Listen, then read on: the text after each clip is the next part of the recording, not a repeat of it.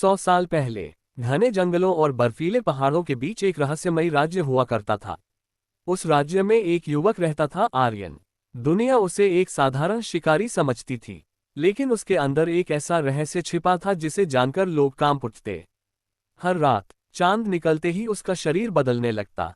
उसकी हड्डियां टूटती, आंखें सुनहरी हो जाती, नाखून पंजों में बदल जाते, और कुछ ही पलों में वह एक विशाल काले भेड़िए में बदल जाता।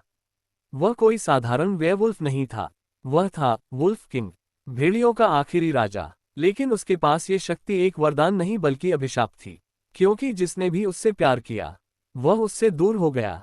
सिर्फ एक लड़की थी जिसने उसे उसके असली रूप में स्वीकार किया था। उसका नाम था मीरा। मीरा जानती थी कि आर्यन कौन है। वह उसके भेड़िए वाले रूप से भी नहीं डरती थी। दोनों एक दूसरे से बेहद प्रेम करते थे। लेकिन एक रात जब वे जंगल के रास्ते से गुजर रहे थे, अचानक एक रहस्यमयी हमला हुआ। आसमान लाल हो गया, धरती कांपने लगी, और एक भयानक दुर्घटना में मीरा की मौत हो गई। मरते समय उसने आर्यन का हाथ पकड़ा। उसकी आंखों में आंसू थे। वह धीरे से बोली, मैं वापस आऊंगी, और फिर उसकी सांस रुक गई। उस रात के बाद आर्यन बदल गया। वह दुनिया से गायब हो गया। 100 साल तक किसी ने उसे नहीं देखा। लोग समझने लगे कि वुल्फ किंग मर चुका है, लेकिन वे गलत थे, क्योंकि जंगल के सबसे अंधेरे हिस्से में एक विशाल किला था, और वहां आज भी एक अमर राजा जीवित था, वही आर्यन। 100 साल बाद वर्तमान समय राजधानी का सबसे बड़ा दिन था, क्योंकि आज राजकुमारी अनन्या का 21वां जन्मदिन था। पूरा राज्य जश्न मना रहा था। लोग कहते थे कि राजकुमारी कोई साधारण इंसान नहीं, उसका जन्म एक भविष्यवाणी से जुड़ा हुआ था। कहा जाता था कि उसके शरीर में एक प्राचीन आत्मा का पुनर्जन्म हुआ है।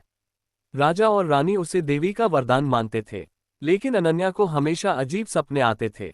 हर रात एक काला भेड़िया, बर्फीला जंगल, और एक युवक जो उसे देखकर रो रहा होता। वह कभी उसका चेहरा नहीं देख पाती, लेकिन उसकी आवाज सुनती, मुझे मत भूलना। सपना यहीं खत्म हो जाता। अनन्या ने कई बार इन सपनों के बारे में बताया, लेकिन किसी ने उसकी बात गंभीरता से नहीं ली। उसी दिन राजमहल में एक और घटना हुई। महल के सबसे पुराने तहखाने से एक रहस्यमयी संदूक मिला। वह सैकड़ों साल पुराना था। उस पर अजीब निशान बने हुए थे। राजा ने उसे खोलने का आदेश दिया। जैसे ही संदूक खोला गया, अचानक पूरा कमरा अंधेरे में डूब गया। सभी मशालें बुझ गईं, और संदूक के अंदर से एक पुराना पत्र मिला। पत्र में सिर्फ एक चेतावनी लिखी थी, जब लाल चांद लौटेगा, वुल्फ किंग भी लौटेगा, और राज्य का सबसे बड़ा झूठ उजागर होगा। ये पढ़ते ही पूरा दरबार सन्न रह गया, क्योंकि वुल्फ किंग का नाम लेना भी राज्य में अपराध माना जाता था। राजा का चेहरा पीला पड़ गया। उसने तुरंत पत्र जलाने का आदेश दिया, लेकिन तब तक देर हो चुकी थी। उसी रात जंगल के बीचों बीच 100 साल से बंद पड़ा काला किला जाग उठा। किले की दीवारों पर नीली आग जलने लगी, धरती कांपने लगी, और हजारों भेड़िए एक साथ चिल्लाने लगे। महल से कई किलोमीटर दूर एक विशाल सिंहासन पर बैठा आदमी धीरे धीरे अपनी आंखें खोल रहा था। 100 साल बाद आर्यन जाग चुका था। उसने खिड़की से चांद की ओर देखा, फिर फुसफुसाया, मीरा। उसकी आंखों में पहली बार उम्मीद दिखाई दी, क्योंकि उसे महसूस हो चुका था कि जिस आत्मा का वह 100 साल से इंतजार कर रहा था, वह वापस आ चुकी है। लेकिन उसे नहीं पता था कि कोई और भी उस आत्मा की तलाश में है, और वह दुश्मन इंसान नहीं था। महल के नीचे एक गुप्त कक्ष में लाल आंखों वाला एक अज्ञात व्यक्ति मुस्कुरा रहा था।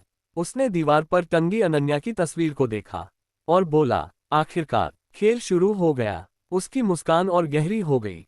इस बार मैं उससे तुम तक पहुंचने नहीं दूंगा, वुल्फ किंग। और उसी क्षण उसकी आंखें भी भेड़िए की तरह चमक उठीं। कहानी अभी शुरू हुई थी। पिछले एपिसोड में आपने देखा 100 साल बाद वुल्फ किंग आर्यन जाग चुका था। उसे महसूस हुआ था कि मीरा की आत्मा वापस लौट आई है। लेकिन उसी समय एक रहस्यमयी लाल आंखों वाला व्यक्ति भी जाग चुका था। और अब खेल शुरू होने वाला था। राजमहल। आधी रात राजकुमारी अनन्या फिर उसी सपने से जाग गई। उसकी सांसें तेज चल रही थीं। कमरे में ठंड बढ़ गई थी। उसने खिड़की से बाहर देखा, लेकिन इस बार कुछ अलग था। महल के बगीचे में कोई खड़ा था, काला चोगा, लंबा शरीर और चमकती सुनहरी आंखें। अनन्या घबरा गई। वह तुरंत नीचे भागी, लेकिन जैसे ही वह बगीचे में पहुंची, वह आदमी गायब हो चुका था। सिर्फ जमीन पर एक काला गुलाब पड़ा था। राज्य में काले गुलाब कभी नहीं उगते थे। उसी समय जंगल के काले किले में आर्यन अपने पुराने पुस्तकालय में खड़ा था। सैकड़ों साल पुरानी किताबें उसके सामने खुली हुई थीं। वह एक खास पन्ना खोज रहा था। आखिरकार उसे वह मिल गया। उस पर एक चित्र बना था, दो आत्माएं, एक सफेद प्रकाश में, दूसरी लाल आग में। नीचे लिखा था, जब पुनर्जन्म होगा, दो आत्माएं लौटेंगी, एक प्रेम लाएगी, दूसरी विनाश। आर्यन की आंखें सिकुड़ गईं। दो आत्माएं, उसे याद था, मीरा की मृत्यु के दिन वहां सिर्फ वे दोनों नहीं थे, एक तीसरा व्यक्ति भी मौजूद था, लेकिन 100 सालों में वह उसकी याद से लगभग मिट चुका था। अगली सुबह महल में एक ज्योतिषी बुलाया गया।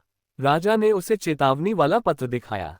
पत्र पढ़ते ही बूढ़े ज्योतिषी के हाथ कांपने लगे। वह डर गया। महाराज, लाल चांद लौटने वाला है। पूरा दरबार शांत हो गया। और जब लाल चांद लौटेगा, राज्य का रक्त बहेगा। राजा गुस्से में बोला, चुप रहो। लेकिन बूढ़ा आदमी रोने लगा। आप सच छिपा नहीं सकते। 100 साल पहले जो हुआ था, वह गलती फिर दोहराई जाएगी। ये सुनते ही राजा ने सैनिकों को आदेश दिया, इसे जेल में डाल दो। लेकिन तभी ज्योतिषी ने अनन्या की तरफ देखा। उसकी आंखें फैल गईं। नहीं, यह असंभव है। राजकुमारी नहीं, ये तो। वह अपनी बात पूरी भी नहीं कर पाया। अचानक उसके मुंह से खून निकलने लगा और कुछ ही सेकंड में वह मर गया। पूरा दरबार दहशत में आ गया। लेकिन सबसे डरावनी बात यह थी, उसके गले पर भेड़िए के पंजे का निशान था, जबकि किसी ने उसे छुआ भी नहीं था। रात अनन्या को फिर वही सपना आया, लेकिन इस बार सपना आगे बढ़ा। उसने पहली बार उस युवक का चेहरा देखा। वह आर्यन था। उसकी आंखों में आंसू थे। वह किसी को बचाने की कोशिश कर रहा था। और अचानक एक लड़की खाई में गिर गई। मीरा, आर्यन चीखा। लड़की नीचे अंधेरे में गायब हो गई। अनन्या झटके से जाग गई। उसका दिल तेजी से धड़क रहा था। लेकिन तभी उसने देखा, उसके हाथ में कुछ था, एक पुराना लॉकेट, वही लॉकेट जो उसने सपने में देखा था। अनन्या के होश उड़ गए। वह चीज सपने से बाहर कैसे आ सकती थी? उसी समय महल के नीचे छिपे गुप्त कक्ष में लाल आंखों वाला व्यक्ति बैठा था। उसके सामने एक विशाल दर्पण था। दर्पण में अनन्या दिखाई दे रही थी। वह मुस्कुराया। उसे याद आने लगा है। तभी पीछे से एक आवाज आई, क्या वह सच में वही है? लाल आंखों वाला आदमी हंसा। नहीं, लेकिन हमें आर्यन को यही विश्वास दिलाना है। ये सुनकर दूसरा व्यक्ति भी मुस्कुराया। अब पहली बार दर्शकों को समझ आया कि कोई बहुत बड़ा झूठ खेला जा रहा है। अगले दिन अनन्या चोरी छिपे महल की लाइब्रेरी पहुंची। वह अपने सपनों के बारे में जानना चाहती थी। पुरानी किताबों में उसे एक चित्र मिला, एक लड़की, एक भेड़िया राजा और उनके बीच एक काला गुलाब। चित्र के नीचे नाम लिखा था, मीरा और वुल्फ किंग। अनन्या का दिल रुक सा गया, क्योंकि वह लड़की बिल्कुल उसी जैसी दिखती थी। लेकिन तभी किताब के पीछे से एक कागज गिरा।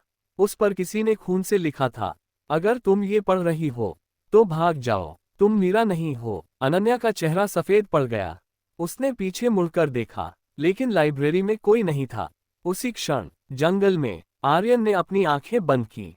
उसे किसी की आवाज सुनाई दी, एक स्त्री की आवाज, बहुत परिचित, बहुत दर्द भरी। आर्यन, वह तुरंत खड़ा हो गया। यह आवाज मीरा की थी।